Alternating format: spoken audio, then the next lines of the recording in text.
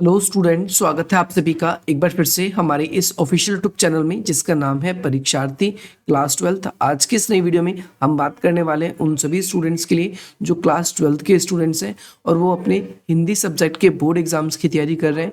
तो आज की इंपॉर्टेंट वीडियो उन सभी के लिए मोस्ट इंपॉर्टेंट रहने वाली है, जिसमें हम सरोज के बारे में जो क्वेश्चन है आप सभी के एग्जाम में पूछे जाएंगे। जो यहाँ पर निराला जी ने इस चैप्टर में इस पोएम के अंदर बात करी है, सरोज का जो विवाह का पूरा वर्णन आपने अगर पढ़ा है या नहीं पढ़ा, लेकिन सरोज के ऊपर से कोई भी क्वेश्चन अगर आपके एग्जाम में बनेगा तो उसका आंसर आप जरूर कर पाओगे। और आप किसी भी ईयर का क्वेश्चन पेपर उठा के देखोगे, सरोज का जो विवाह है उसको लेकर क्वेश्चन कहीं ना कहीं, चाहे तो सहप्रसंग व्याख्या में, चाहे आपके काव्य सौंदर्य में, चाहे आपके प्रश्न उत्तर में, तीनों में से किसी में जरूर पूछा जाता है। तो चलिए स्टार्ट करते हैं। फर्स्ट क्वेश्चन आपकी स्क्रीन पर आ चुका है, जिसमें आपसे पूछा गया है सरोज के नववधु के रूप में वर्णन करना है। आपको अपने शब्दों में बताना है कि सरोज का जो वर्णन है वो आपको बताना है कि नववधु के रूप में किस प्रकार किया गया है। तो इसका आंसर आप लिखेंगे, सरोज के नववधु के रूप में जो वर्णन है वो सबसे पहले सुसज्जित होकर मतलब है जो पूरी तरीके से तैयार होकर विवाह के मंडप में उपस्थित होती है, यानी ले जाते हैं उसको। और साथ ही साथ में उसके मन में जो है प्रिय से मिलने का, यानी जो अपना उसका हस्बैंड है, जो उसका विवाह, सरोज का जो विवाह होता है तो अपने पति से मिलने का उसके चेहरे पर एक उल्लास टाइप का आपको देखने को मिलता है। हर्षाल्लाद का मतलब यहाँ पर यही है। और उसके होठों पर मंद हंसी होती है। मंद हंसी होने का मतलब है थोड़ी बहुत उसके चेहरे पर मुस्कान होती है। साथ ही साथ उसका मन भावन श्रृंगार का रखा है, यानी उसका मन जो है वो श्रृंगार से पूरी तरीके से उसका चेहरा जो है श्रृंगार किया गया है। साथ ही साथ में उसे थोड़ी सी शर्म सी या लाज सी भी आती है, एवं उसके मन में संकोच होता है।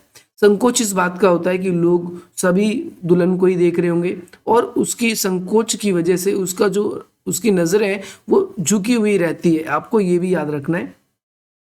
लेकिन विवाह होने वाला है तो इस वजह से उसकी आंखों में एक नई चमक सी भी आ गई है।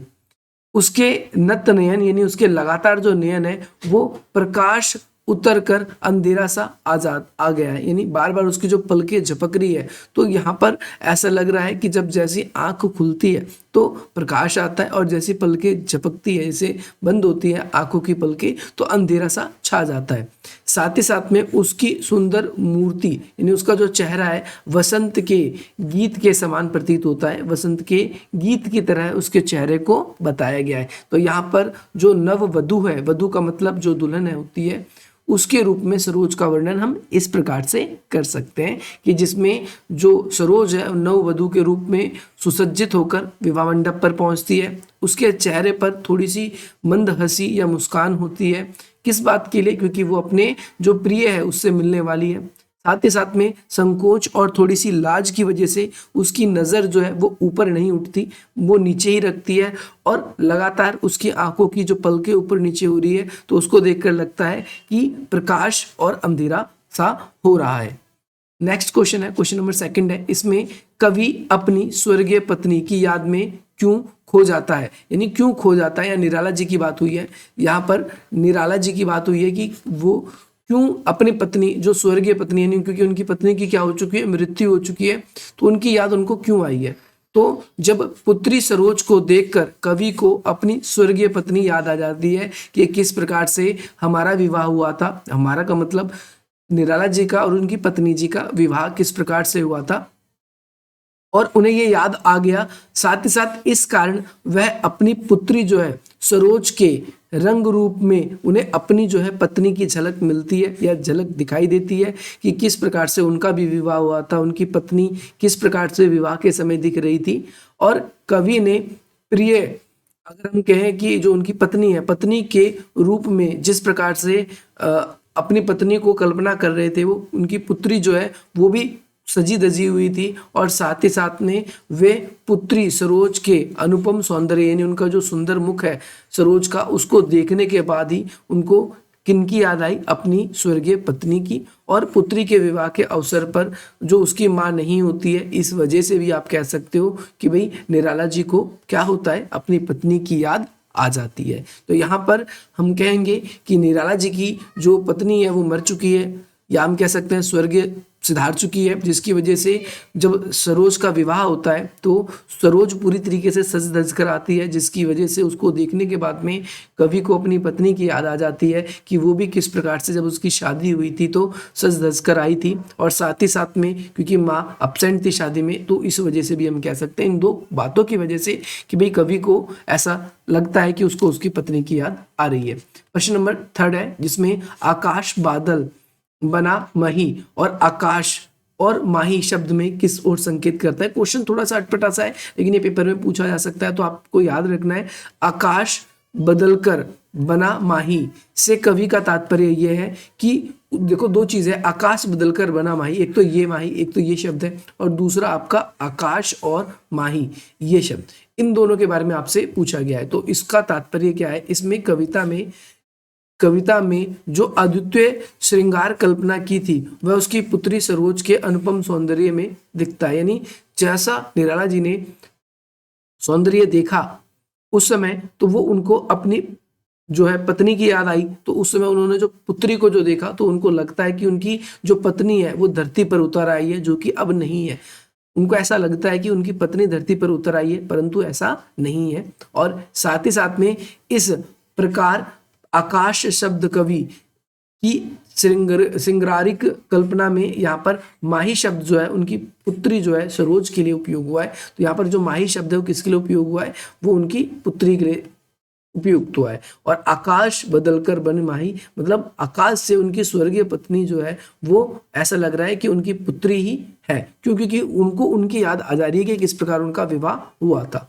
ये वेरी वेरी इंपॉर्टेंट क्वेश्चन है, और मोस्ट ऑफ टाइम में अगर पूछा गया क्वेश्चन है, अगर सबसे ज्यादा सरोज के विवाह से लेकर, तो यही क्वेश्चन आता है कि सरोज का विवाह अन्य विवाहों से किस प्रकार भिन्न था। तो सरोज का विवाह अन्य विवाहों से कई मायनों में भिन्न था। सबसे पहली बात कहें तो यह अत्यंत जो है सादगीपूर्ण ढंग से संपन्न हुआ। पहली बात, बिल्कुल सादगीपूर्ण संपन्न हुआ। इस विवाह के लिए जो है आत्मीय और स्वजनों यानी जो भी रिश्तेदार थे उनको निमंत्रण नहीं भेजा गया। दूसरी बात हम कहेंगे इसमें ये हुआ। तीसरा, केवल घर परिवार के लोग ही इसमें शामिल हुए थे, तीसरी बात ये हुई। और घर में किसी भी प्रकार के मांगलिक गीत जो थे वो नहीं गाए थे, चौथी बात ये है। ना ही दिन रात या सारा जो घर सजाया जाता है ऐसा बिल्कुल भी नहीं हुआ, जैसा कि विवाह के अवसर पर सामान्यतः ऐसा होता है। एक शांत वातावरण में यह विवाह संपन्न हुआ था, पांचवी बात ये याद रखनी है। और छठी बात, सरोज की विदाई के समय उसकी माँ द्वारा दी जाने वाली शिक्षा भी उसके पिताजी ने ही दी थी, आप ये बात कह सकते हो। और जो है मातृविहीन यानी माता ना होने के कारण सरोज की जो पुष्प शैया है वो भी उनकी किसने सजाई थी, पिता ने ही सजाई थी। तो आपको ये भी याद रखना है। नेक्स्ट क्वेश्चन नंबर 5 है। इसमें आपसे पूछा गया है शकुंतला के प्रसंग के माध्यम से कवि क्या कहना चाहता है। तो शकुंतला आप सभी को पता है एक कालिदास द्वारा रचित एक नाटक ही है जिनका नाम है अभिज्ञान शकुंतलम। इसकी जो शकुंतला अभिनेत्री है उसी के बारे में कवि कहते हैं। कवि क्या कहते हैं कि नायिका है, यानी शकुंतला की तरह ही उन्होंने कहा है कि ऋषि कणव जो थे वो मातृविहीन कन्या शकुंतला का पालन पोषण किया था। यानी जो ऋषि कणव थे इन्होंने ही क्या किया था, अपनी पुत्री का पालन पोषण किया था। उनकी भी माता नहीं थी जैसे सरोज की माता नहीं थी, और उनका विवाह करके उसे विदा किया। वैसे ही इसी स्थिति से जो है निराला जी भी गुजरते हैं, और वो लिखते हैं कि भाई उनकी पत्नी की जो है मृत्यु काफी बचपन में, मतलब जब सरोज छोटी थी तभी उनकी मृत्यु हो गई थी, जिसकी वजह से वो विलाप करते हैं। और कवि कहते भी हैं कि पिता के रूप में विलाप करते हुए शकुंतला कुछ जैसे ही देखते हैं तो वैसे ही उनको अपनी पत्नी की याद आ जाती है। और ये भी कहते हैं कि भाई जैसा कि शकुंतला के साथ हुआ कि भाई उनके पिता ने भी यानी ऋषि कणव जी ने ही क्या किया, उसको पूरी शिक्षा दी थी या उसको पढ़ाया लिखाया जो भी किया, साथ ही साथ में उसका पालन पोषण किया। ठीक उसी प्रकार से दोनों में काफ़ी समानता है। निराला जी ने भी कुछ इसी प्रकार से किया। साथ ही कवि यह भी स्पष्ट करते हैं कि उनकी पुत्री सरोज की शिक्षा और आचरण जो है शकुंतला से थोड़ा सा भिन्न था। देखो शकुंतला और सरोज की दोनों की कंडीशन जो है थोड़ी सी अलग थी। सरोज जो है इसको अगर पालन पोषण की बात करते हैं तो सरोज का पालन पोषण उसके ननिहाल में हुआ था। नेक्स्ट क्वेश्चन है, क्वेश्चन नंबर 6 है। यह इस वाले क्वेश्चन में आपसे पूछा गया है, वह लता वही का जहां कली तू खिली। अब इस पंक्ति के माध्यम से कवि क्या कहना चाहते हैं आपको बताना है। इस पंक्ति में जो निराला जी है उन्होंने ये बताने का प्रयास किया है कि सरोज की माँ की आकस्मिक मृत्यु हो गई, जिसके परिणाम स्वरूप जो सरोज का पालन पोषण है वो कहाँ पर हुआ, ननिहाल में ही हुआ।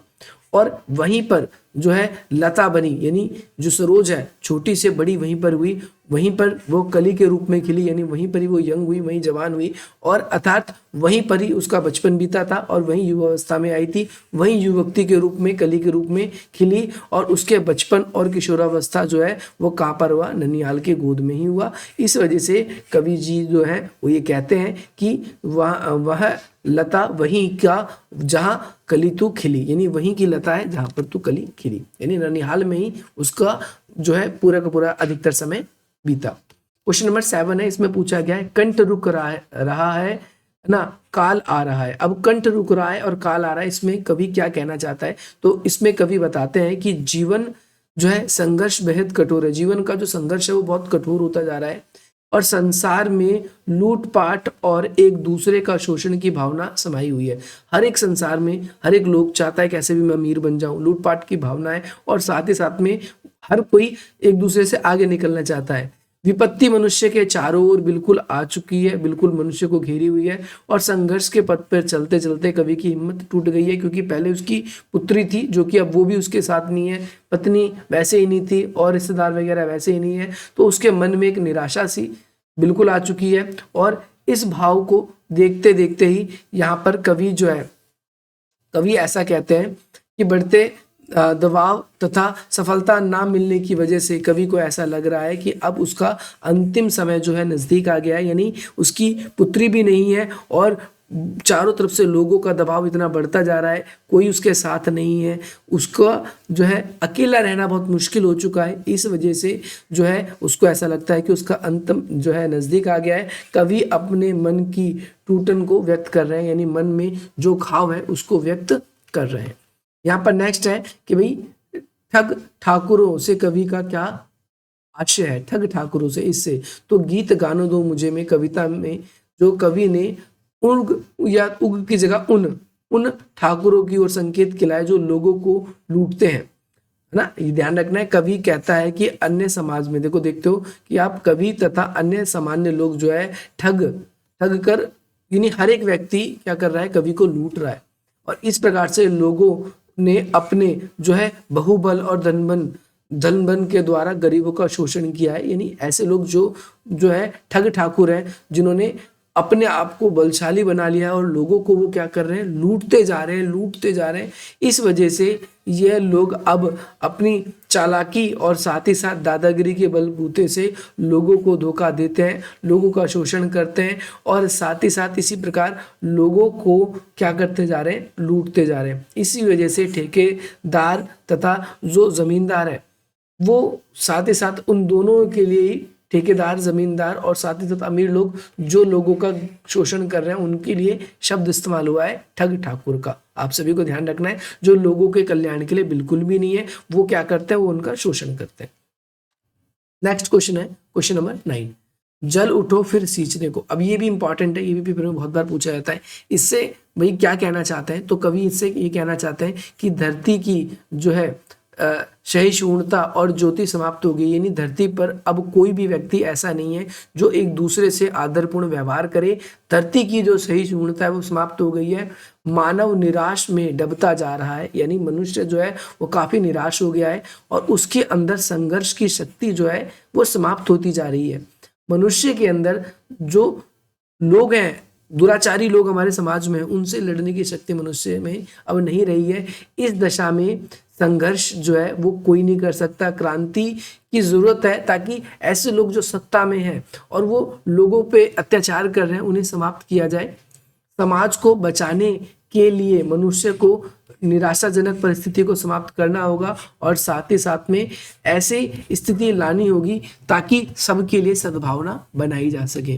मनुष्य को मनुष्यता बनाए रखने के लिए दुख सुख सहना होगा, तथा जो ऐसे लोग निराश लोग हैं उनको एक संचरित करके उन्हें एक करना होगा, जिसके साथ ही ऐसा हो पाएगा।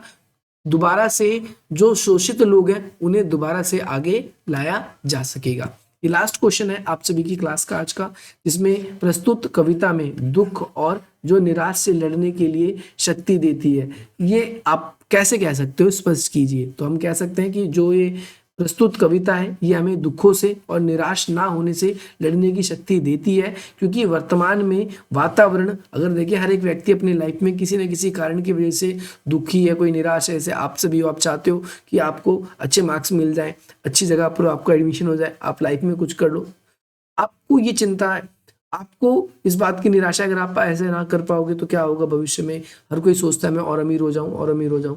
तो हर किसी व्यक्ति के मन में आज के ज़माने में वातावरण देखें, सबके मन में कोई ना कोई दुख है, कोई ना कोई निराश से इंसान भरा हुआ है, और हर एक व्यक्ति अपने जीवन में संघर्ष कर रहा है और उसे संघर्ष करना आवश्यक भी है। ये कविता हमारे अंदर उत्साहित का संचार इसलिए करती है ताकि हम अपने दुखों और निराश से लड़ने की हमें शक्ति मिले, और लोगों को यह एहसास दिलाती है कि पृथ्वी से निराशा और अंधकार दूर करने के लिए हमें एक नई ज्वाला प्रज्वलित करनी होगी, ताकि हम ऐसे लोगों के साथ मिलकर जो समाज सोसाइटी को थोड़ा बहुत परिवर्तन कर सकते हैं उसको भी परिवर्तन करें।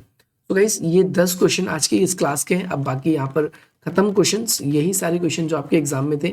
अब मैं आप सभी के लिए लेकर आऊंगा पार्ट 3, इसके अंदर कुछ और इंपॉर्टेंट क्वेश्चंस होंगे। आप सभी इन क्वेश्चनों को कर लो, और इसमें से कुछ क्वेश्चन बहुत इंपॉर्टेंट है, जैसे फिरोज स्मृति का विवाह बाकी विवाह से किस प्रकार अन्य भिन्न था। ये लास्ट वाला जो क्वेश्चन है, एक तो ये वाला, ये 9 नंबर क्वेश्चन, ये भी बहुत इंपॉर्टेंट है, ये भी पेपर में पूछा जाता है। एक ये क्वेश्चन भी आप लोगों को करके जाना है, ये भी इंपॉर्टेंट है, पेपर में आ सकता है मेरे हिसाब से।